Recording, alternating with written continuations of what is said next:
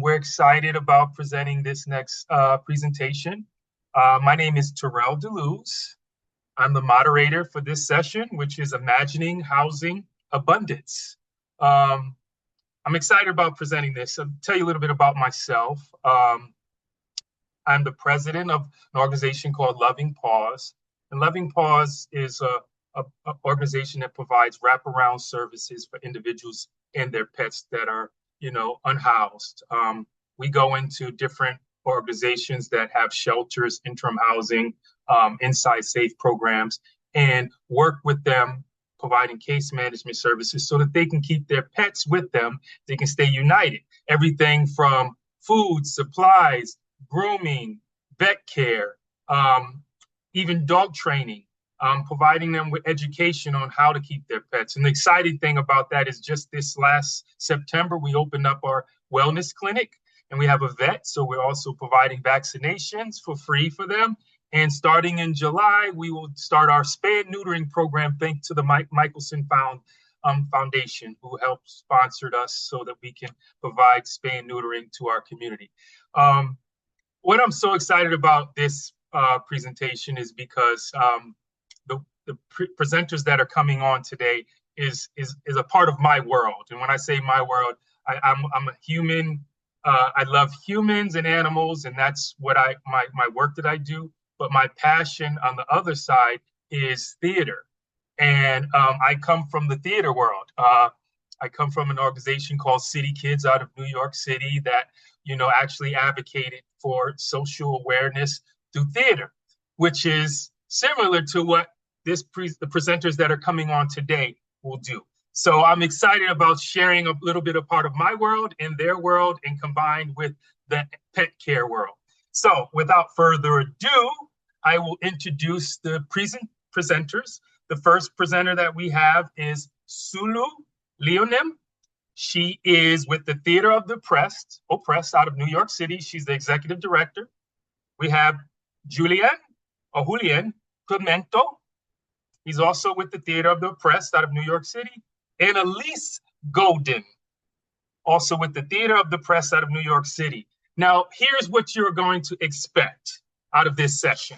One is your audio and video can be turned on and off, so please participate. This is going to be an interactive 1-hour workshop facilitated by the Theater of the Oppressed.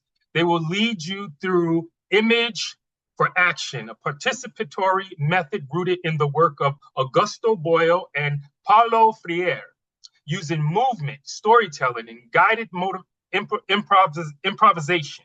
Participants will explore how systems shape our choices and rehearse alternatives to the barriers we face.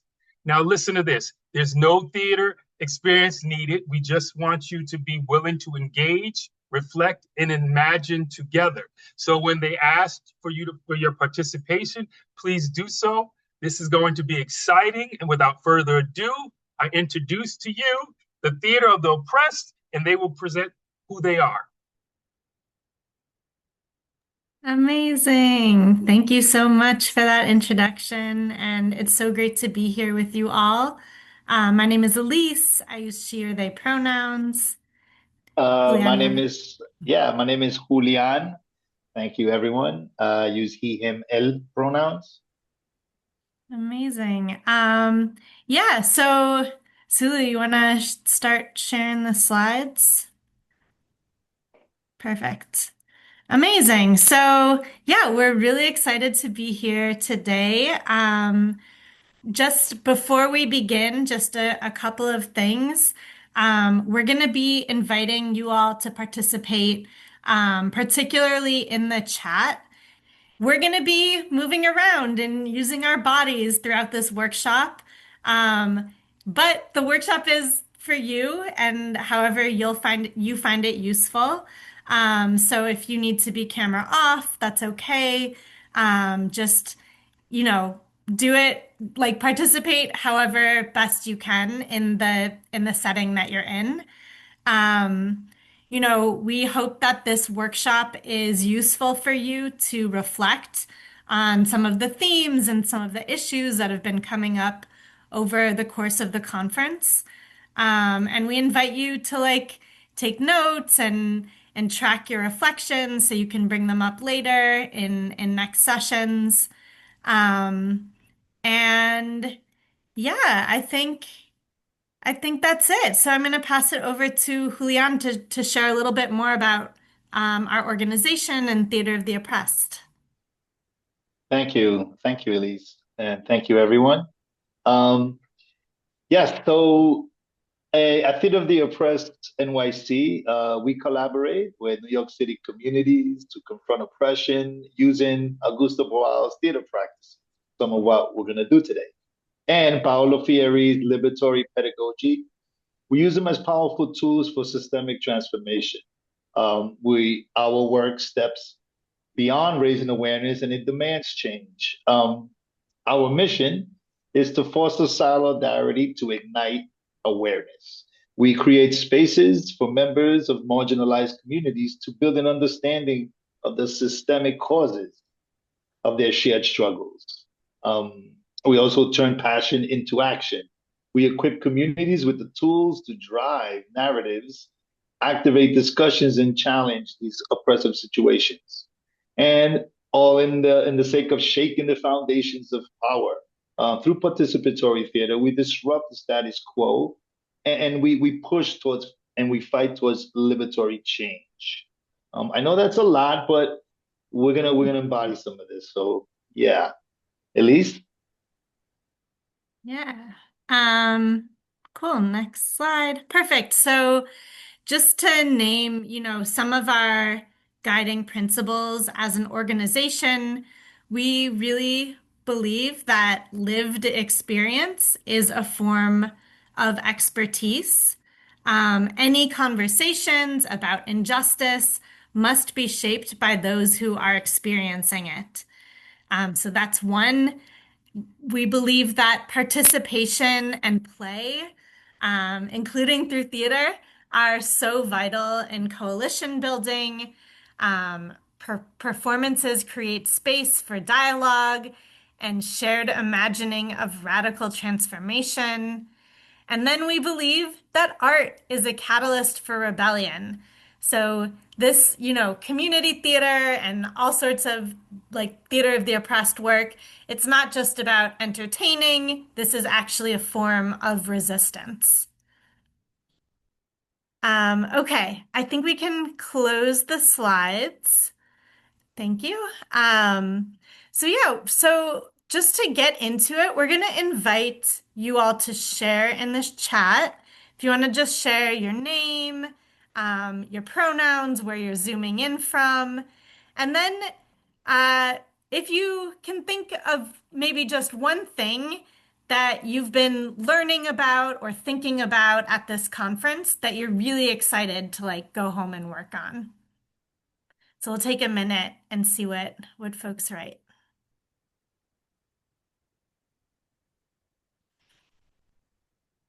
Hey, this is exciting.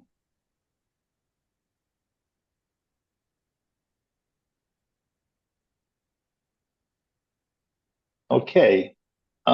As you continue to do that, I want to thank you again for taking your time, coming after break, and just sharing your time with us. So thank you. We're gonna play one of the games of our Theater of the Oppressed arsenal. Again, as a reminder, we've been telling you we want to hear your voice, so it's going to be interactive. At the end, we're going to ask for some debrief, and we'll ask some questions. Okay, and you can continue to chat and share all your thoughts, your questions, your observations in the Woover chat. Okay, so this game is called Opposite Jackson. It's similar to Simon Says, for those that are familiar with that game. I'm going to offer some prompts, and you're going to follow along to those prompts to the best of your ability. Take care of yourself. This will require a little bit of movement, not too much, but take care of yourself and move at a rhythm that is comfortable for you. Okay, so we're going to begin with these first two prompts. And we're going to begin with the first prompt. So when I say come here like this, just move closer to the camera, right? And so maybe Elise, maybe we can model, right? So come here. You could move close to the camera. Don't be shy. Come in close. Come here. Okay. So now if I go away, you're gonna go back from the camera, right? There you go. So let's try that. Come here. Go away. Go away. Okay. Let's play with that a little bit. Okay. So come here. Go away. Go away. Come here. Okay, let's pause for a second. Okay, so we have two commands. We have come here and go away. Let's play with these in reverse. So when I say come here, you're going to go away. When I say go away, you're gonna come here. Yeah? So let's play around. It's in reverse. Yeah? Okay, so let's play around. Come here, go away. Come here, go away. Awesome. Okay. That's the first set of prompts. Let's shake that out. I'm gonna offer two other prompts. Okay. So this new set is the first prompt is head. When I say head, you just put your hands on your head. So head. Great. Now the second command is shoulders. So if I say shoulders, you very good. Put your hands on your shoulders. So head, shoulders, shoulders, head. Wonderful. Great. So like we did with the other set, we're going to flip it, right? So when I say shoulders, you're going to put on the head. Yes. And when I say head, you're going to put on shoulders. Okay, let's play with this a little bit. Shoulders, head, head, shoulders, shoulders, head, head. Okay, let's relax for a second. Ooh, okay. So we have two different sets of commands, right? I'm gonna add another set of commands, okay? Now this one is raise the roof. So when I say raise the roof, we're gonna raise the roof. Okay, so raise the roof. All right, awesome. When I say push it down, we're gonna push it down. Just push it down, right? So raise the roof, push it down. Okay, let's play with that. So raise the roof, push it down, push it down, save the roof, raise the roof. Okay, and let's pause. Okay, I know some of you have joined and are like, what's going on? So just play along and you'll see. Okay, so we have three sets of commands, right?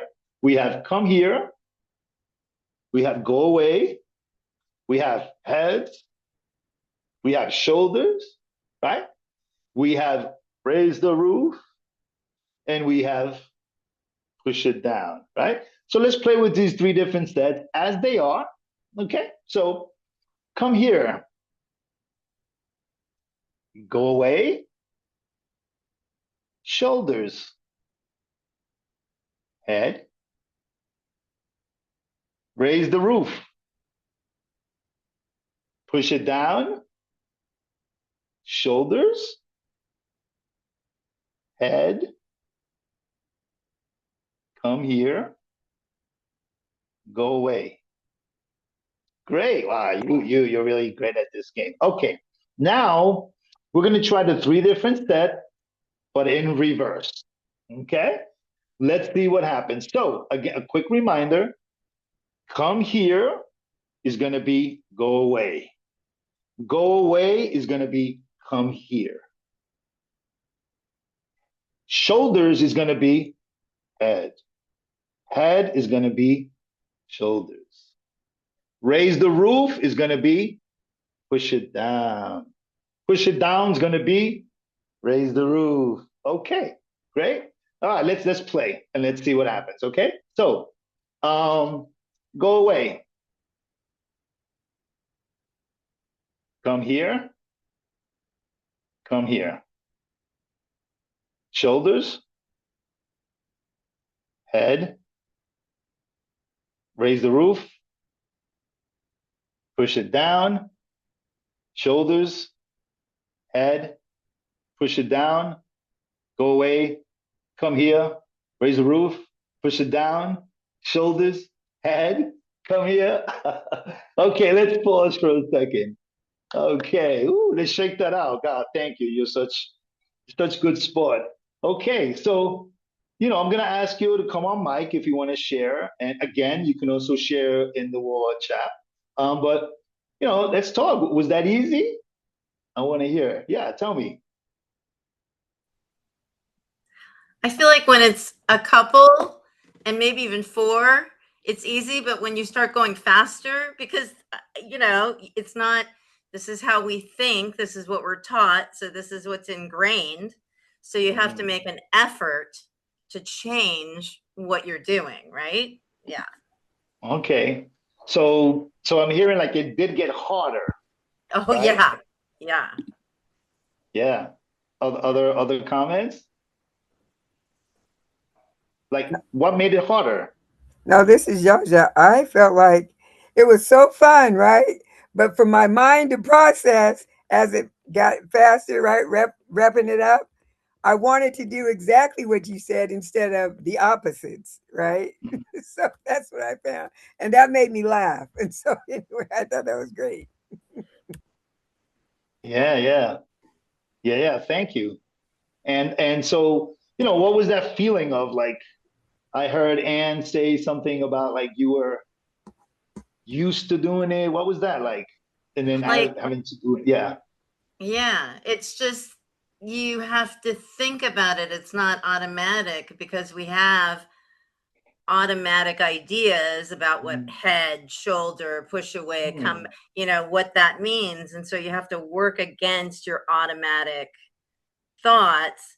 And maybe you can do that, with one or two pretty quickly. But when you're going against your ideas like a lot really quick, it's hard. Yeah. I like that automatic thoughts, right? Maybe Sulu can share for a second a slide.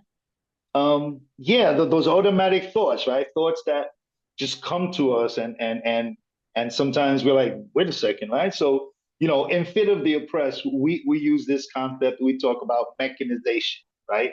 Those automatic thoughts. We talk about the action or the process of making something routine, right? Predictable, Right. machine-like, automatic, right? Like that automatic comes to us, right? So, and with that in mind, I want to ask you all a question. With this idea of demechanization, is sometimes, we have this automatic thoughts that not always are in our best interest, right? It could lead us to not act in our best interest. So kind of with this idea of mechanization in mind, I invite you to share with me and in the chat, like, what are some ways that we've been, mechanized, or what are these automatic thoughts around not supporting pet inclusive housing, right? I throw that out there as a question anyone can answer. So this idea that we're mechanized, right? That we have these thoughts that are automatic about things. What are some ways and what are some of those thoughts that have been, put in us about not supporting, housing for all or specifically pet inclusive housing? Okay. And then again, you can come off mic and share. I'd love to hear your voices and your ideas. And if not, I can also look in the chat. Yeah. Julián, did you say not support housing? Yes. What are some of the thoughts that make you not want to support housing? Yeah. What are those automatic thoughts because out people who are without housing have a stigma attached to them, right? And so therefore, why should I support people who are lazy, who are drug addicts, who are all these stigmas that people, you know what I'm saying? And then also I think about compassion fatigue. that happens. So I have a question. So these stigmas, right? Where do they come from, right? Like, I don't know. How do they come about? How will they, how do they, yeah. I think because I work in this sector, I find that the most visible people are those who may have a drug problem. And when you're in your addiction, it's like you're in another world, so you don't really care. But it's a small percentage of people, but those are the most visible. See what I'm saying? And the most visible is the one that shines the light on the whole population. That's right. And those ideas, because when you there's so much stigma, as you said, to housing, right? There's so much blaming of the individual, right? But where does that come from, right? Who tells us? What are the sources of this information that creates these stigmas around homelessness? The system.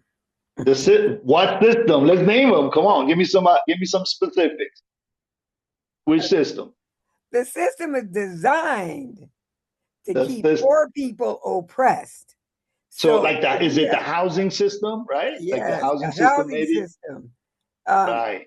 There's, the judicial system. Any system, right, is designed to have workers. That's what I want to say. Workers, right? When you go to school, right, who gets educated to be the CEO or to run a business? Folks with money. They train their children, hey, you're going to take over the business. People who are economically deprived necessarily are surviving or trying to thrive through life and don't have that opportunity. Or maybe their parents, they try to place that in them, but it's not like high priority. Whereas when you don't have a lot of barriers, then it can become a high priority. Thank you. Yes, these barriers. So it sounds like we don't want it to stay this way, right? We want this mechanization, this idea of the way things are that are operating to change. And so maybe, I'm just going to read a few points that were made in the chat as well. Shoshana wrote, an automatic thought that we're mechanized to think is that it's just too hard to create pet inclusive housing. We're force-fed ideas about who experiences homelessness, who's poor, who's deserving, patriarchy, and wrote capitalism, racism was named. Yeah, and one last thing, a knee-jerk thought is that we don't have the resources, particularly to support in a sustainable way. So yeah, thanks to everyone who wrote in the chat. Yes, yeah. There's so many of these things, right? So, and when we approach this idea of talking about how do we change the mechanization instead of the oppressed, we believe that the demechanization, the unprogramming, is a way of breaking down in the way that we've been trained and to understand and interact with the world, right? We believe that through playful exercises that introduces silliness, right? We played here, and some confusion, as we talked about, and even failure, that it develops some solidarity as a community to let go of some perceived expectations or the limitations on our identity so that we can reimagine some new possibilities. That's a lot. I always say that it's so much better to kind of embody and everything. But we did, right? It was difficult to demechanize, to do the opposite. So continuing to reflect on this idea of demechanizing, of changing it to have the machine and the systems work for us, I'm going to invite you to reflect on your time attending this week's My Dog Is My Home conference. And just reflect for a moment and just think about maybe some of the ways that you've learned to demechanize this idea of not housing for all, right? So maybe some ways in which you could change some of these stigmas and some of these ways in which the conversation is framed around housing and who's deserving and not. And so, yeah, maybe we can share again. Someone could come on and share, your ideas as well as sharing in the chat.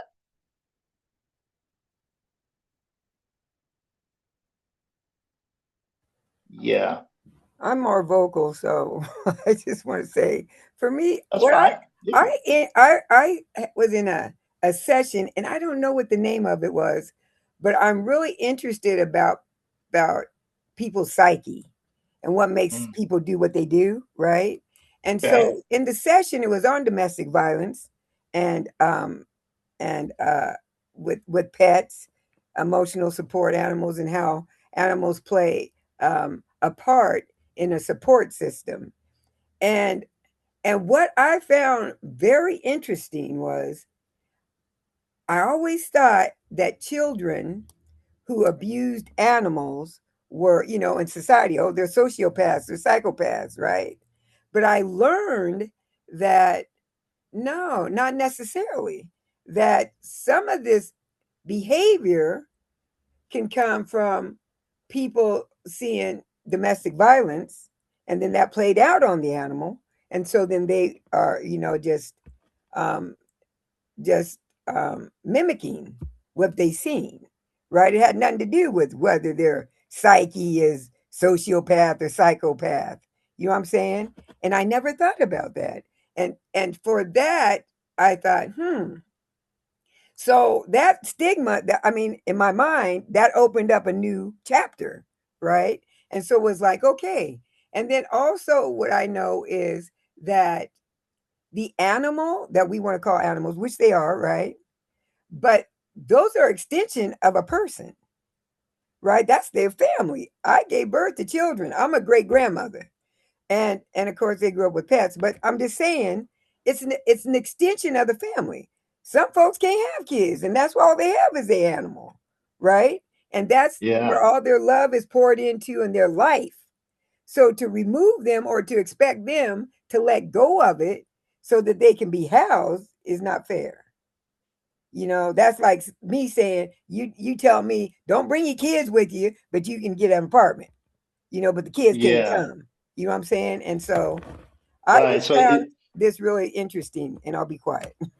no, that's fine. No, this is a powerful sharing. Yeah, this idea of like maybe we need to demechanize what family means, right? What is the extension of family? Um, yeah, this is I'm also reading here the in the chat. Yeah, we've learned that we can create safe spaces and host events that humanize these communities. Yes, this idea of coming together, conversations, sharing. Wow, this is such a robust and juicy conversation, but unfortunately, we don't have a lot of time. This is more like an hors d'oeuvre of a bit of the oppressed. But I do want to thank you all for sharing and invite you to continue to reflect on all these learning and connections that you've made throughout the conference this week. And whatever learnings you've taken, to just please take them out beyond the conference this week into your world. Right? Thank you. And I'm gonna pass it over to Elise, so maybe we can body some Yeah. of these. Yes, Yeah, so Elise. we're going to keep talking about and thinking about our reflections from the conference. Um, so this next activity is called Image of the Word, and we're going to be using our bodies to create frozen images. Um, so if you want, again, like you're welcome to come on camera so we can all see each other. But even if you're off camera, you can, you're totally invited to participate in the space, and just participate along. So yeah, we're gonna start with just a fun word, to model it, just to give you an idea. And then we'll move into like more using this to reflect. So to start, we're going to use the word birthday. And so I'm going to ask for everyone to just think of like, what's an image that you can make with your body, a frozen image that represents birthday. Um, and I'm going to give us a 1, 2, 3 image, and everyone can strike their image, strike their pose. So everyone got something? Okay. 1, 2, 3, image.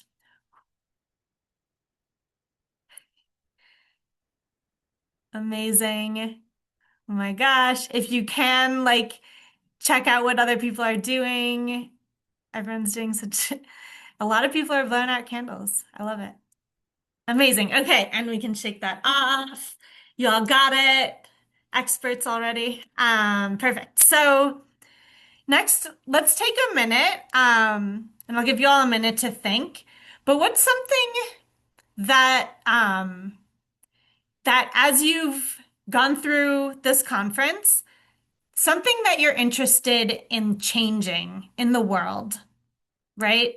Something that you're seeing as an injustice or something that you don't like that you've been discussing, like something that exists in the world that you're like, this is not good, and I want to change it. Okay, so yeah, take a minute. And then I'm going to invite you to form another frozen image with your body, showing that the current reality that you're like, this is not the right reality. This is something that we want to change. Everyone has something? Okay, I'm going to give us a 1, 2, 3 image.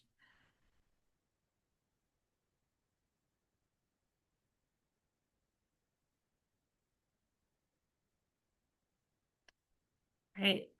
And if you can, try and look up and if you can see what other people are doing. Maybe, oh, people are muted. All right, we can shake it off. If people want to come off mute, or throw in the chat, maybe like what's an observation that you saw that either you felt making that image or you saw in the other images from others in the group? Can I say, I thought Sulu said time, and I'm 100% down with that. Change time, because we are relational. It's not about time. That's me. I should have thought of that one. Nice. I love it. I think I just really noticed that it felt like people were it felt very embodied, very passionate, whatever it was. So, not everybody, but a lot of people were really, like it wasn't just a gesture, like there was power behind it. They really felt it strongly. Totally. Yeah. Yeah, just in one image comes so much power and emotion and feeling. And that can be felt by audiences and others. Totally. Yeah, any other reflections from either your image or others?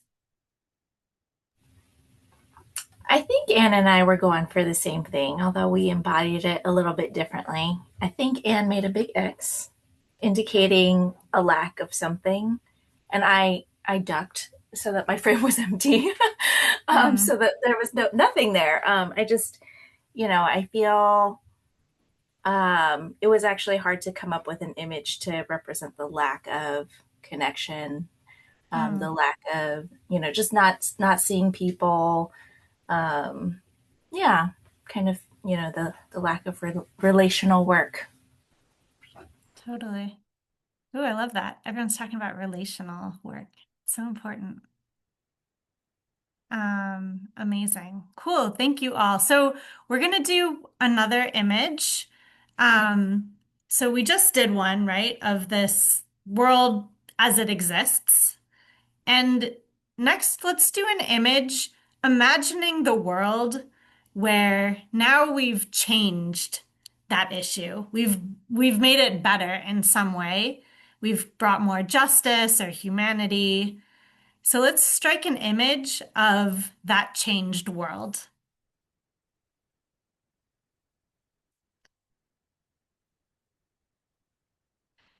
Ready? 1, 2, 3, image.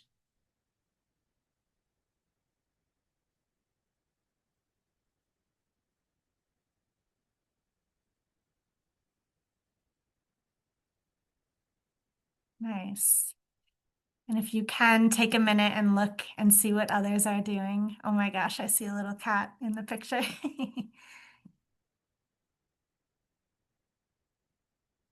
Awesome. Okay, and shake it out. So, similar question, like, what did you notice, either about your own image or an image that you saw someone else doing?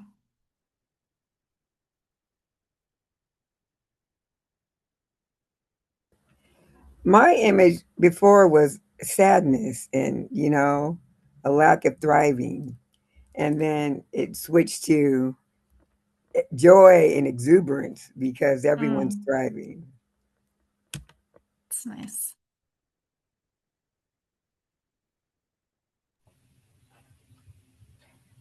Yeah, I think most people picked happy faces or loving gestures, and mine was actually like fists. Because I think, just going back to my previous answer on relational work, like sometimes that's really uncomfortable.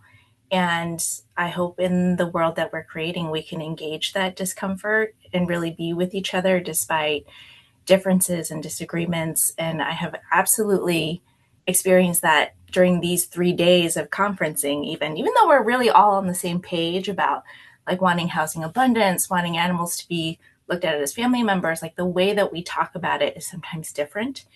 And sometimes our outlook is slightly different. And it's easy in this setting to just shut off and go to a different session, right? We're in virtual rooms. We can just leave the Zoom room or delete a comment even. But really to sit with somebody and to engage in the discomfort, I think is a really powerful thing that I hope I personally can do more of in a better world, in a better version of myself. Thank you for sharing that. Sulu's Nice. question about joy, I think that we don't take enough time for moments of that. One of the human shelters I work in, on their wall, they have a house-shaped frame, and it has 12 lines with each month. And then across the way, there's hooks. And every time someone gets housing, a little key gets put on the hook. So you can visually see the joy. And then every time someone's housed with a pet, a little heart dog collar is also added with that key. So you can see and enjoy, like, there's so much hardship, but when you take a moment to like celebrate, we don't celebrate enough. Nice. I like that image. That's cool. Cool. Okay. Well, I think, Julián, should we move on to Colombian hypnosis? I'm also mindful of time, but you want to play a quick round? I think so.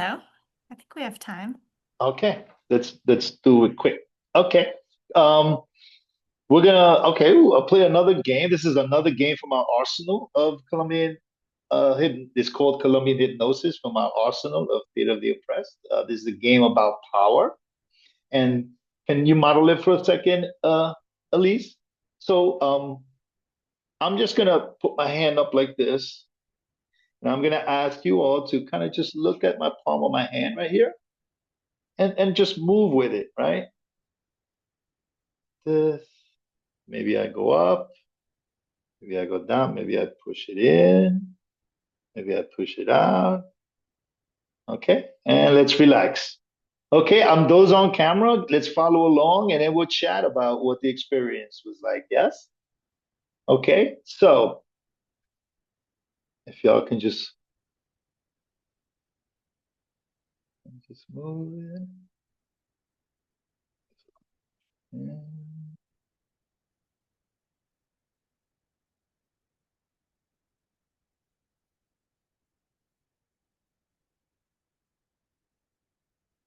Okay, let's stop for a second.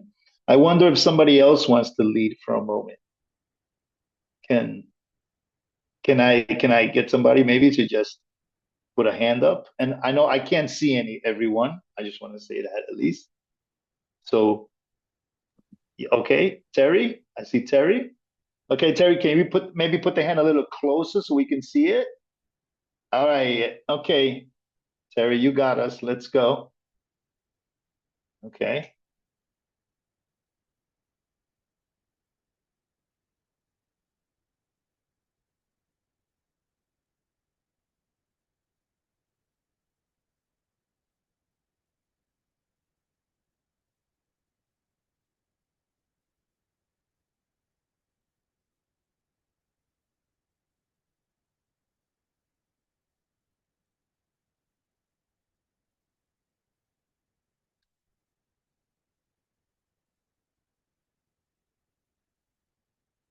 And let's pause for a second right there. Okay. Thank you all. So let's talk. What did it feel like when I was doing this, asking you all? You could get off mic or share it on the chat. I'll take a peek at the chat. Yeah.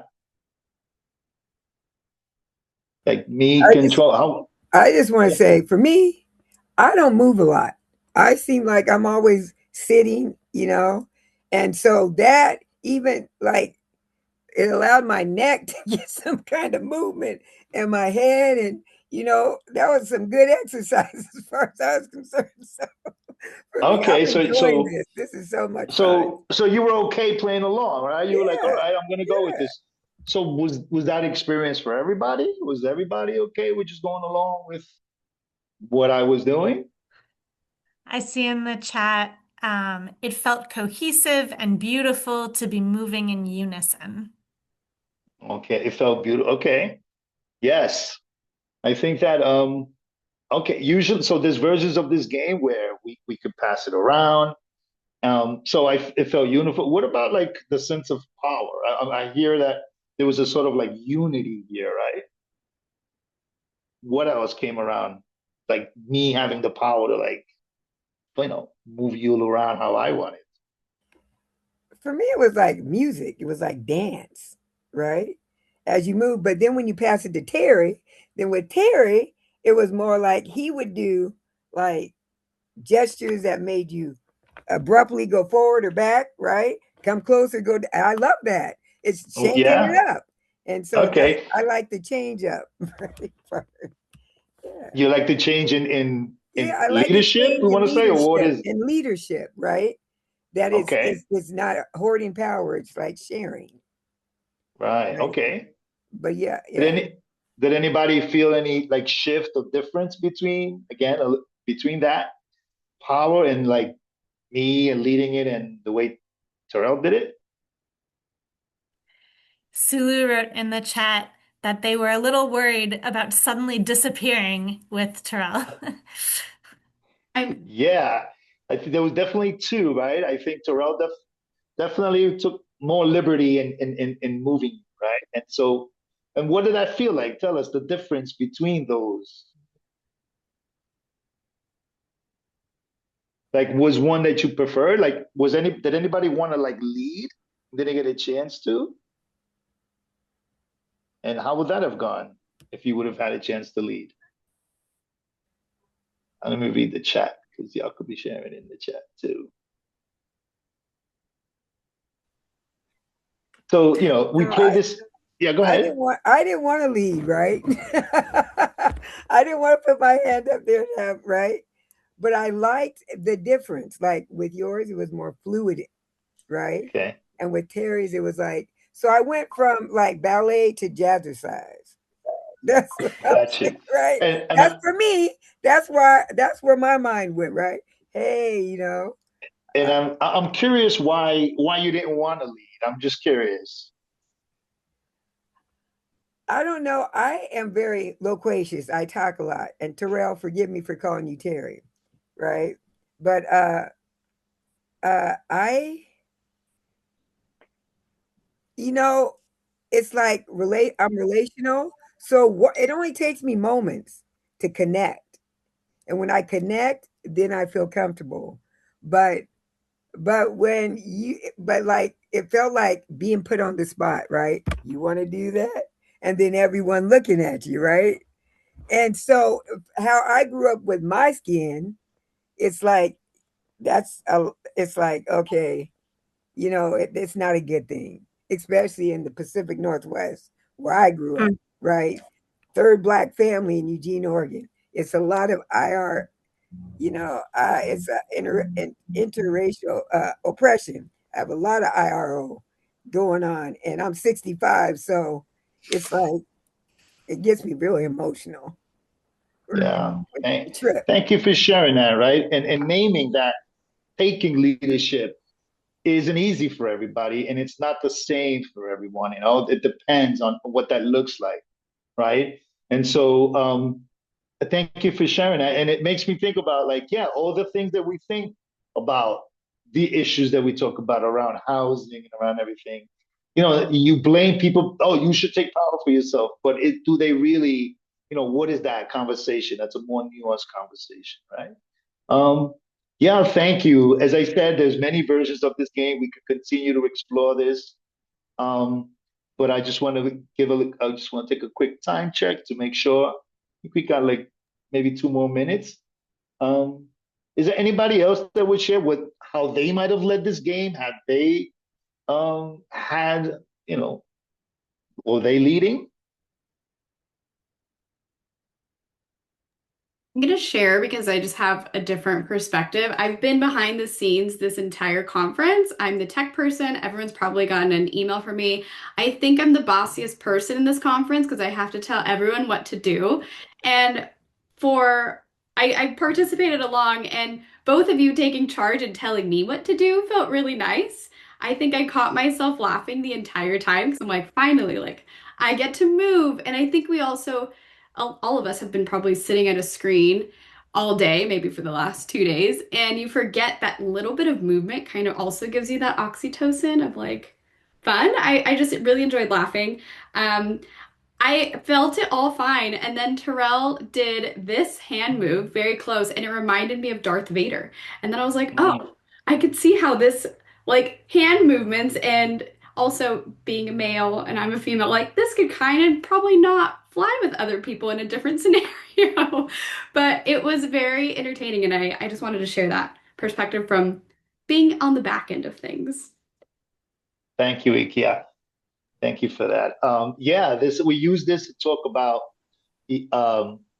shared leadership versus oppression, right? We go through these exercises and we talk about what does that mean, and then we put these in the context of the real world, in your positions of leadership. How do you play that out, right? How do you lead? How are you led? What are the moments to share the leadership? Yeah, this is great. I'm glad we got to do this and continue the convo. So we're Can about I say at real quick when you said leadership, right? I yeah. think in order to lead, you need to know how to follow. So when you were doing the hand thing, right, I was following, right? And then you also offered an opportunity for me to lead, right? So yeah, that's what I thought about. Thank you. Thank you for sharing. And again, I'm sorry I can't see everyone. So I don't name you, maybe because I don't see you, but I really appreciate everything you've shared. Okay, so we're at 4:05 almost. So this will be the closing Q&A with Terrell. Yeah. Yes. Give it up for them. They did an amazing job, Julián, Elise, and we loved the presentations, Sulu. So this is how you give it up behind the screen. You can't clap, so we just do this, right? Thank you all for sharing. Is there anyone that has any closing questions or comments that you would like to ask the presenters? Please do so now. You can either do it vocally, raise your hand, or you could do it via chat. This is a very beautiful theater that you have, opportunities. And I seen in the open picture, there were youth and, it was mixture of ages. And I was wondering, does this play out anywhere else besides New York? Yeah, totally. Sulu and Julián can speak even more to it, but this is a style of theater. Theater of the Oppressed was developed by Augusto Boal in Brazil, and there are Theater of the Oppressed practitioners all over the world, all across the United States as well. So we're based out of New York City, and I think we'll share a slide at the end, but we do have, trainings and performances, some of which are online and open to anyone around the country. But yes, there is this type of theater all over the world. Great question, Zaza. Anyone else? Thank you, Zaza. I just wanted to say I really, really enjoyed this, and I had no specific expectations other than, being familiar with like the pedagogy of the oppressed and, all of that, not having any experience with the theater of the oppressed. And you think, you kind of know what it's going to be or whatever. And there was so much that happened in just this short amount of time that really sort of kicked in for me, thinking about, what am I thinking? What am I doing? You know what I mean? So it was really, really wonderful. So thank you so much for doing this. Yes, amazing, amazing. Anyone else? Any other comments, questions? And thank you, Terryl, also. Yeah, Sulu is also sharing that we have a short feedback form, right? If maybe your thoughts right now, you can fill out. Yeah, whenever you get a chance, the link is in the chat, the Google chat. Yeah, and as Elise said, we have other trainings. We have different levels of trainings. We have many branches, the forms of doing what we do. So if you're curious, just sign up for our newsletter on our website. You'll get updates on how you can participate. We use sliding scale approaches to our workshops and our trainings so that, so that's just, open and democratic to everyone. So thank you. We need you in Los Angeles. Say it again, Ann? I said we need you in Los Angeles. All right, well, hire us and we'll be there. One of the things that stood out, just seeing the word demechanization, and that's key in changing the process, starting with ourselves, right? Because you hear the word oppressed, and there's two sides. It's like the oppressor and the oppressed, and what we take on, right? The identity that we take on if we were oppressed. Listening to Zaza when she got emotional because of feeling a certain way of how she was treated, but being able to switch and go into the thought process of how do I think about myself and reversing that, right? So I would like to do in respect to theater, one last exercise before we close, just to kind of let go of all of the conditioning and the oppressed thoughts that we have that take us into these worlds so that we cannot change the system. So it's going to start with this. There's a little ball of energy right here. This ball of energy. When I get this ball of energy, on a count of 3, I'm going to throw it to you all. You're going to catch it. It's going to hit your body. When it hits your body, it's going to grow. And as it grows, we're going to throw all those oppressed thoughts and those things out the window. Here we go. 1, 2, 3. It's your body. It's growing. It's growing. It's growing. Let's throw it. 1, 2, 3. Ah! It's gone. All right? The energy is gone. Let it go. It starts with us. Thank you, Theater of the Oppressed. Thank you. My dog is my home. Thank you, Sulu, Julián, Elise. We appreciate you. We're going to close out in a couple of minutes. There's a link so that you can check out some of the stuff on Theater of the Oppressed. Please do your surveys. Thank you all. Thank you all so much. Thank you all. Thank you, So Sulu, for wonderful. supporting on the chat. Thanks to everyone who shared on the chat in person. Chasing the night away, never judging.